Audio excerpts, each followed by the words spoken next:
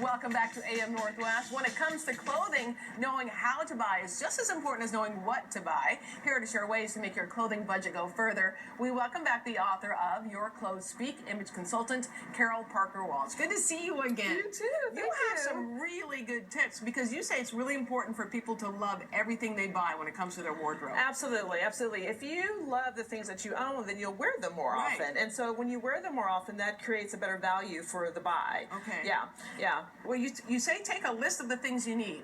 Yes, absolutely. So the cost per wear formula is what you really should use to figure out the value of the items that you're going to purchase. Cost right? per wear. Yes, okay. Cost per wear is similar to when you go into a grocery store and you get how they tell you the cost per unit. Right. So you take the amount of the item that you're buying divided by the amount of times you're going to wear it, and that tells you whether or not it's a valuable item.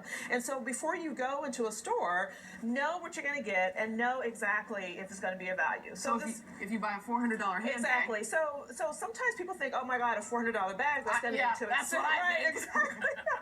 But when you think about it, if you carry that bag every day just for a year, it's only going to be costing you about $1 a day per wear. Okay. And if you carry that bag over several years, it's going to be pennies, really.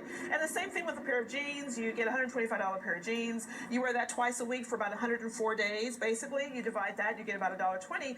But think about this. You buy a $29 top, which people will do. Oh, it's a bargain, it's a deal. But say you wear it once or twice, then that's $14.50 per wear. Right. So that's really not as much of a value as something that you're really going to wear for a long period of time and get some good wear out of. Shouldn't you pay attention to the quality of the item? Absolutely. That is really key. So not only how many times you're going to wear it, but you want to get something for durability and that has good quality. Right. So if you find yourself replacing certain things over and over again, it's not good quality. Right. You know, you want to look for things like making sure there's extra fabric around the seams or hemline so you can make adjustments if you need to. Oh, good point. Making sure that the patterns are matching across the seam.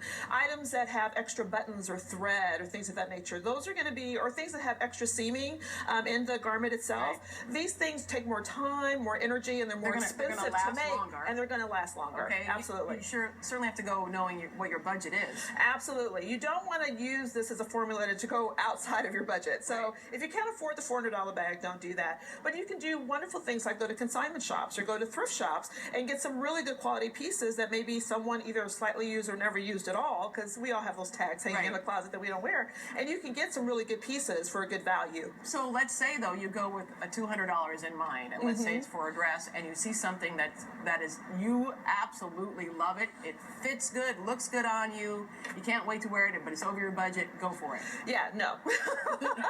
My rule of thumb is that, first of all, if you can't wear it at least 3 different times, okay. 3 different ways, you should not buy it. Gotcha. Secondly, you don't want to buy something out of your budget. Think about how often you're going to wear it. Okay. That's going to be really, really key. Also think about whether or not you're going to put this on a credit card, right? Because right. if it's really expensive and you're going to be paying over time, you're not only looking at the price, but you're looking at the interest on that sure. item. So that's going to be more expensive as well. Shouldn't you pay attention to how it fits your body? Absolutely. You know, we talk about that a lot. Fit is so critical. Yeah. So you have to make sure it fits your body as well as fit your lifestyle and your style of dressing, because that way it won't have those tags hanging in the closet that right. you're not going to wear because you think, oh, it's amazing, it's $200, right. I have to have it, but you end up not wearing it. So if it doesn't fit, you definitely want to have that tailor on speed dial and factor that into the cost as well. So if you have to get something taken in, make sure it's going to be something that's going to be a hero piece or a workhorse in your wardrobe so that you can wear it for multiple times. And also if it's a value.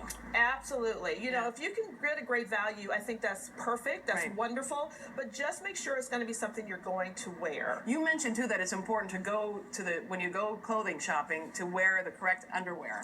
Absolutely. Because when you do correct that, shoes, yes, right? bring the shoes, bring the underwear, because then you'll know really what it's going to fit, what right. the fit's going to be. You won't be guessing and wondering and then get home and realize, oh my goodness, I don't have the right undergarments to really wear this right. and look really fabulous and put together in it. All right, so when you're looking at, let's say you're looking in the mirror, do you need to keep in mind if this is one of those skinny mirrors that they, you know, that well, they have you know, in the that is stores? true.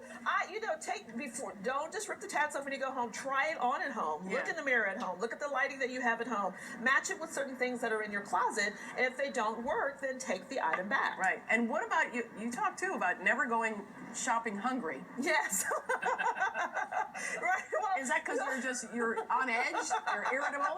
You could be hangry? That could be. That's just similar to don't go shopping after you've had a nice bottle of wine. Oh, because you're buying everything. Right, because you're putting it on the card. Exactly. Money becomes no option and you put it on the credit card, which is not going to work for you. What are some other tips when you go shopping to keep in mind?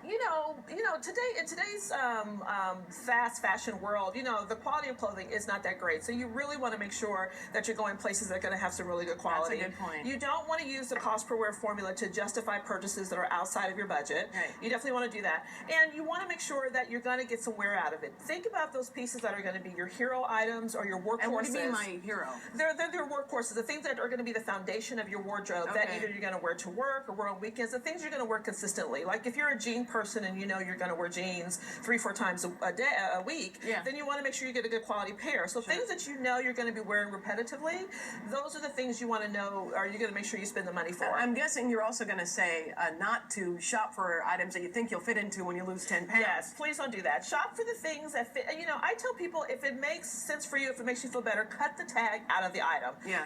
Don't worry about the sizing. Go for fit.